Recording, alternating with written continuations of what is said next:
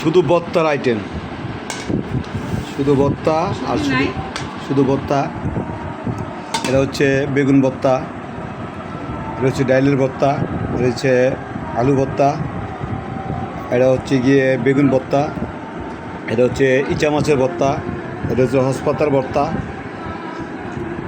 এটা হচ্ছে শুটকি ভর্তা, টাকি মাছের ভর্তা, টমেটো ভর্তা। এখানে শুধু ভর্তার ভর্তা, পরিশ্রম করতে হয় ভর্তা বানাতে গেলে।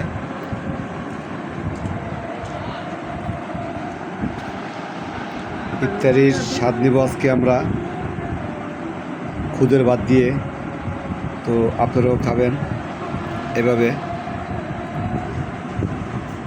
আমরা এখন